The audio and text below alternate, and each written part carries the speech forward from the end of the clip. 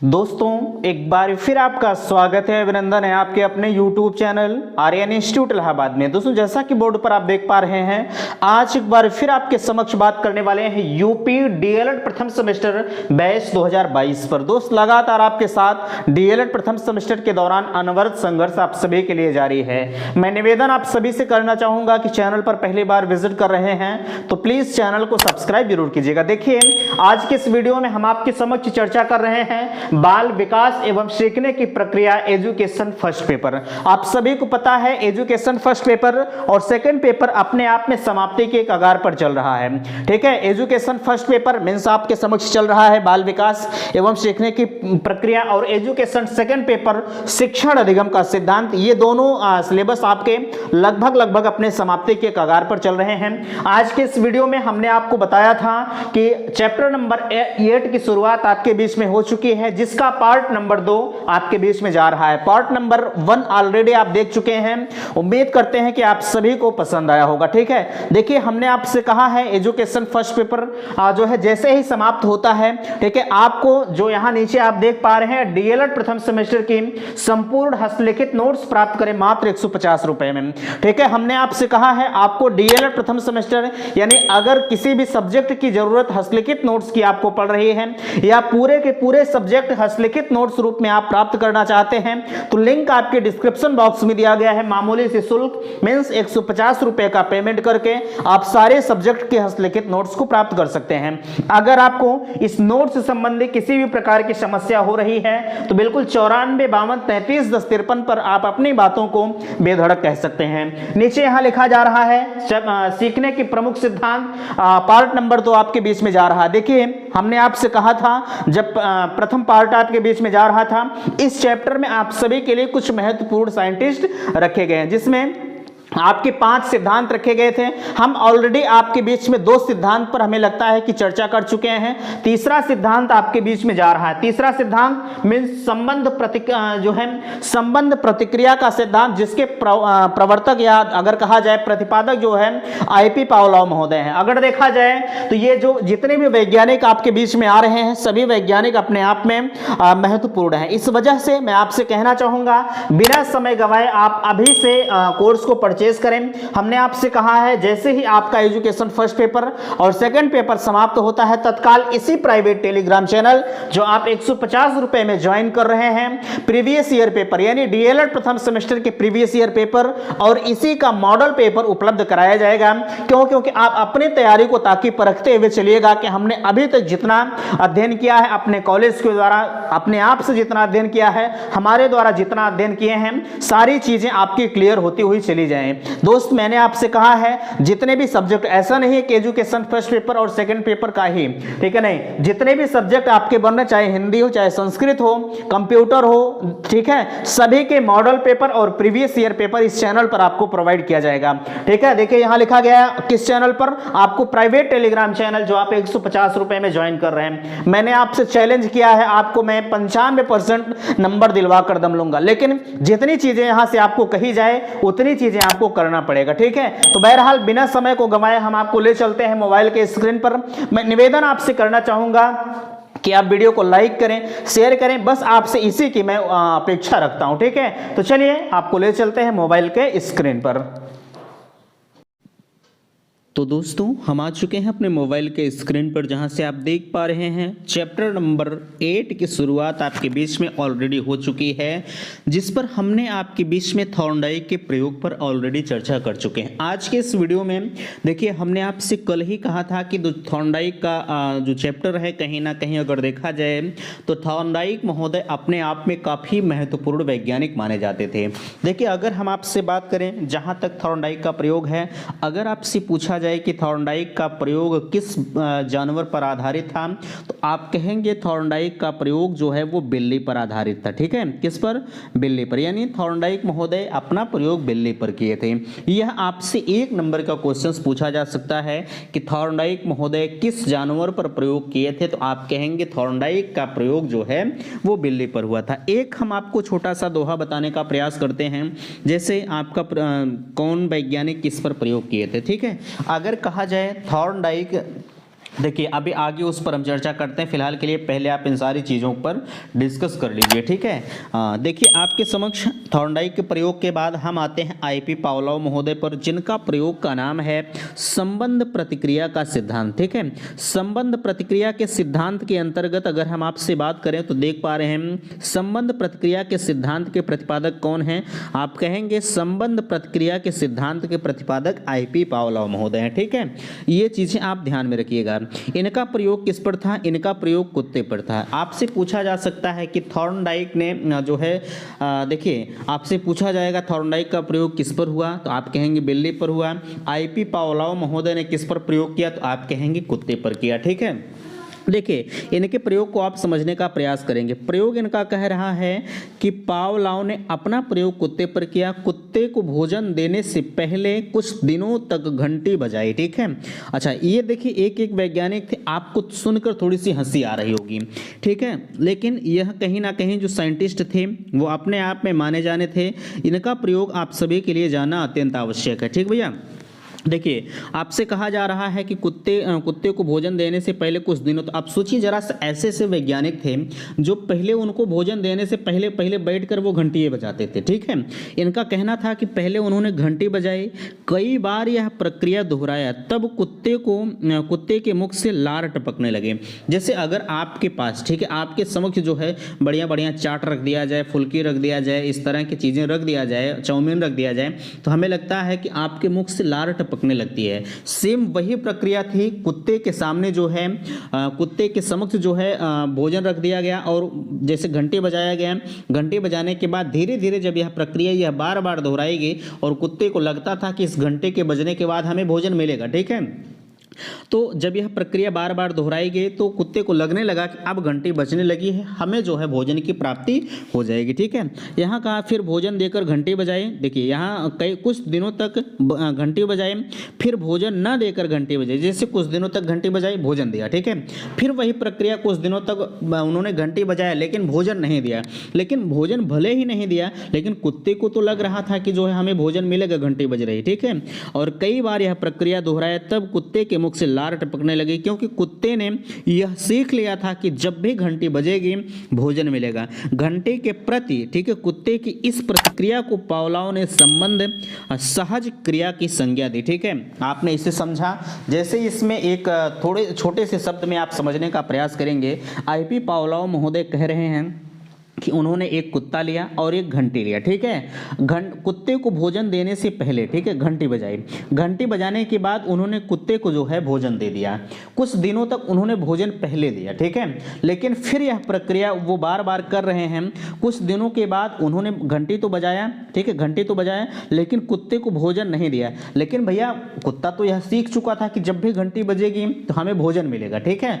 फिर भी अगर वो भोजन नहीं दे रहे थे, कुत्ते को तो यह पता था कि जब घंटी बजेगी तो हमें भोजन मिलेगा, लेकिन यही प्रतिक्रिया ये बार बार दोहराने लगे और कुछ दिनों बाद ये कुत्ते को भोजन देना बंद कर दिए, ठीक है।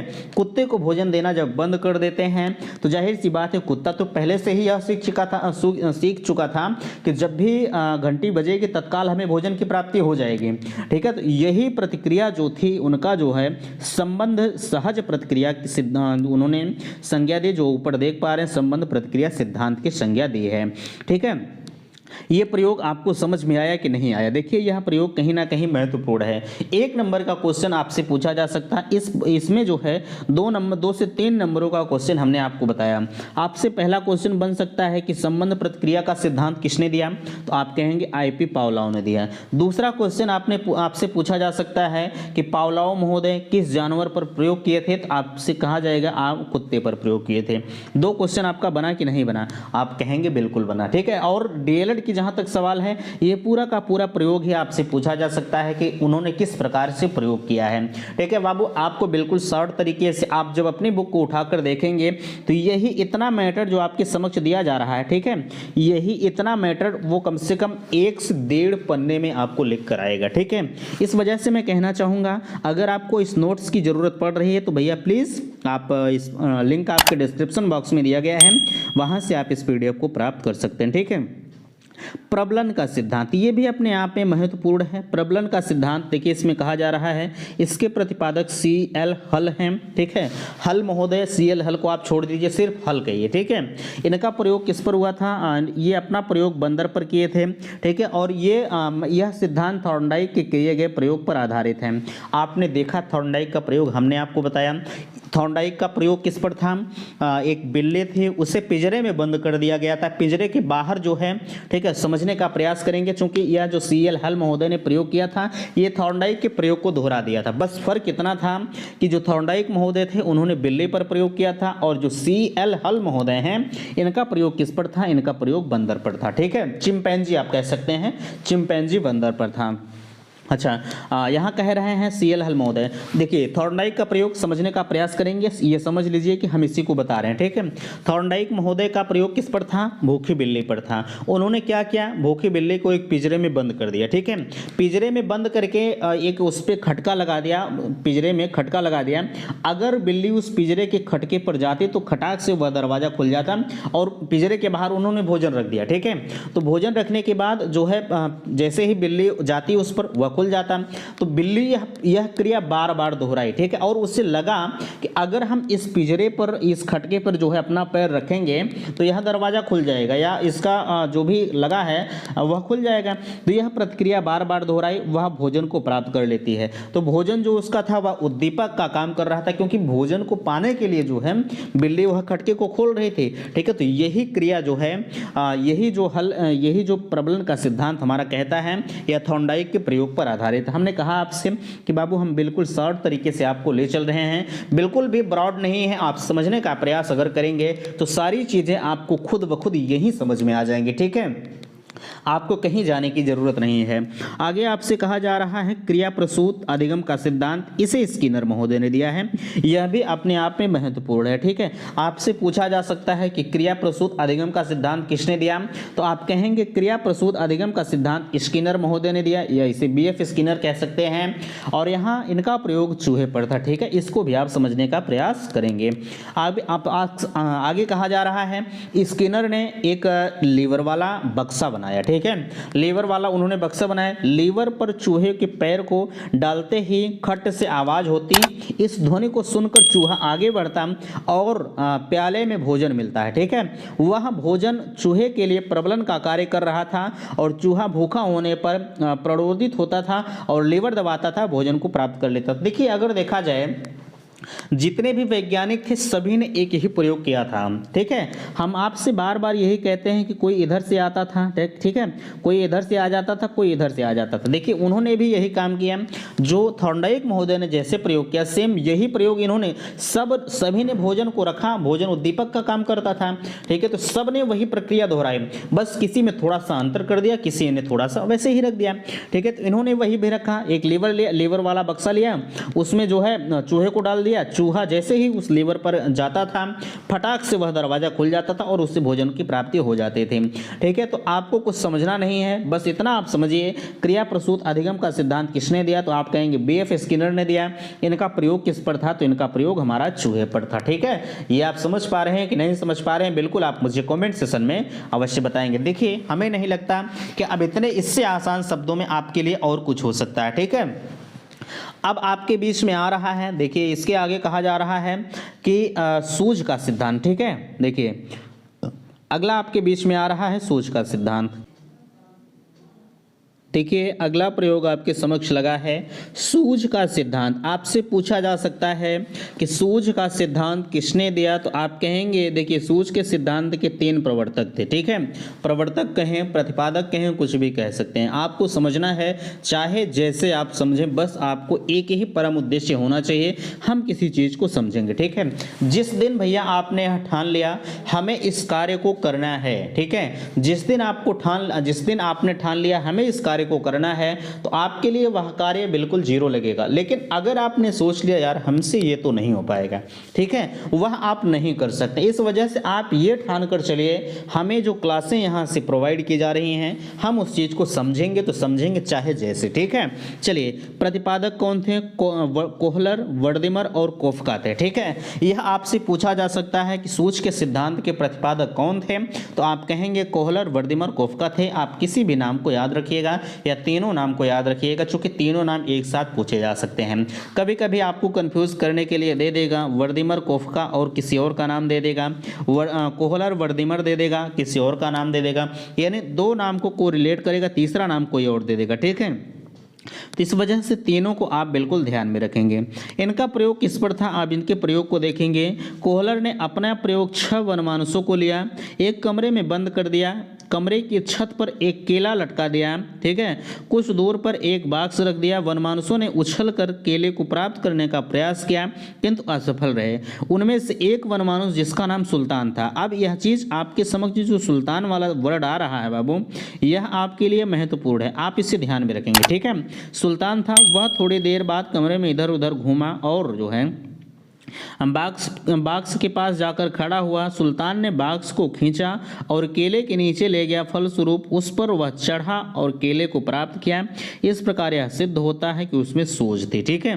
इसमें आपसे कहा जा रहा है कि कोहलर महोदय, कोहलर, कोफका, वर्दिमर, ये तीनों वैज्ञानिकों ने 6 वनमानुषों को एक कमरे में बंद कर दिया, ठीक है। 6 वनमानुषों ने एक कमरे में बंद कर दिया, है ना, थोड़ा सा बड़ा आप समझेंगे।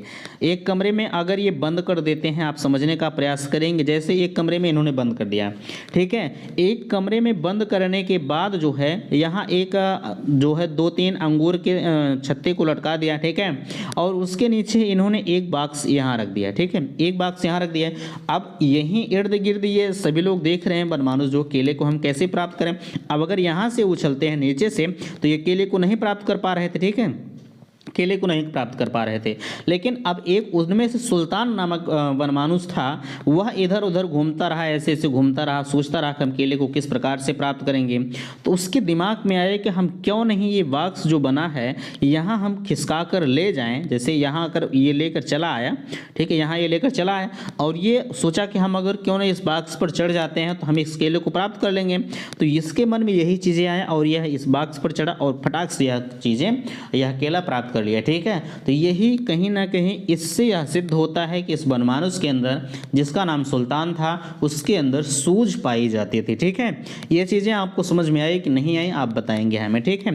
अच्छा, यहाँ इसमें आपसे किस प्रकार के क्वेश्चन पूछे जाएंगे, इसमें आपसे पूछा जाएगा कि सूझ का सिद्धांत किसने दिया, तो आप कहेंगे वर्दिमर, कोहलर और कोफका ने दिया, ठीक है। अब आपसे पूछा जाएगा कि सूझ का सिद्धांत जो है किस जानवर पर किया गया, तो आप कहेंगे वनमानुष पर किया गया, ठीक है। और पूछा जाएगा वर्दिमर, कोहलर, कोफका ने किस अपने वनमानुषों का नाम क्या रखा, ठीक है। एक वनमानुष था, उसका नाम क्या था, तो आप बताएंगे सुल्तान था, ठीक है।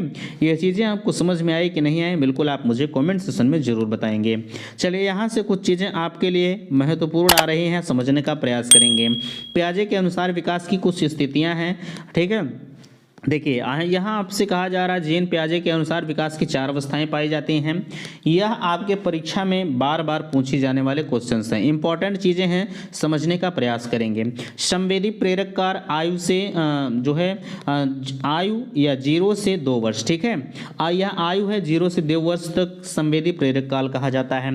प्राक संक्रियात्मक काल किसे कहते हैं, 2 से 7 वर्ष तक कहा जाता है। और मूर्त संक्रियात्मक काल किसे कहेंगे, 7 से 11 वर्ष। और औपचारिक संक्रिया काल किसे हम कहेंगे, 11 वर्ष से ऊपर के, ठीक है। औपचारिक संक्रियात्मक काल किसे कहेंगे, 11 से ऊपर का कोई भी व्यक्ति, एक वयस्क व्यक्ति को भी हम औपचारिक संक्रिया काल कह सकते हैं, ठीक है। इस अवस्था को आप बिल्कुल कदापि भूलेंगे नहीं, ठीक है, यह भी आपसे बार बार पूछी जाती है। चलिए, यहाँ लेव वाइगोत्स्की आप देख पा रहे हैं, पियाजे का जन्म स्विट्जरलैंड व लेव वाइगोत्स्की का जन्म जो है रूस में हुआ था। ये चीज़ें भी पूछी जाती हैं, कभी कभी जन्म स्थान भी पूछ लिया जाता है कि पियाजे का जन्म कहाँ हुआ था, ठीक है। पियाजे का जन्म कहाँ हुआ था, आप बताएंगे स्विट्जरलैंड में हुआ था। लेव वाइगोत्स्की का जन्म कहाँ हुआ था? आप बताएंगे रूस में हुआ था। ठीक है, इनकी प्रमुख रचनाएं क्या है? थॉट्स ऑफ लैंग्वेज किसकी रचना है? प्याजे की। ठीक है, और यहाँ नीचे देख पा रहे हैं हार्वर्ड यूनिवर्सिटी प्रेस से प्रकाशित की गई थी इनकी रचना, और यह रचना क्या नाम है? Mind of society. ठीक है, इनकी रचनाएं हैं। ये उम्मीद करते हैं कि अभी तक का लेक्चर आपको समझ में आया होगा। प्लीज़ अगर कहीं समस्या है, कहीं दिक्कत है, तो आप मुझे कमेंट सेक्शन में अवश्य बताएंगे। हम अब आपसे मिलेंगे नेक्स्ट अगले 9th वाले लेक्चर में 9 पार्ट पर। ये आपका जो एजुकेशन फर्स्ट पेपर है लगभग अपने समाप्ति की कगार पर है। 2 से 3 चैप्टर और बचे हुए हैं। बिल्कुल इसे समाप्त करने के बाद आपके प्रीवियस ईयर पेपर सॉल्व कराए जाएंगे। ठीक है, आशा करते हैं वीडियो आपको अच्छा लगा होगा। प्लीज़ लाइक कीजिएगा, शेयर कीजिएगा, और चैनल पर फर्स्ट टाइम विजिट किए हैं तो चैनल को सब्सक्राइब कीजिएगा। ठीक है, नेक्स्ट मिलते हैं अगले वीडियो में, तब तक के लिए थैंक्स, धन्यवाद।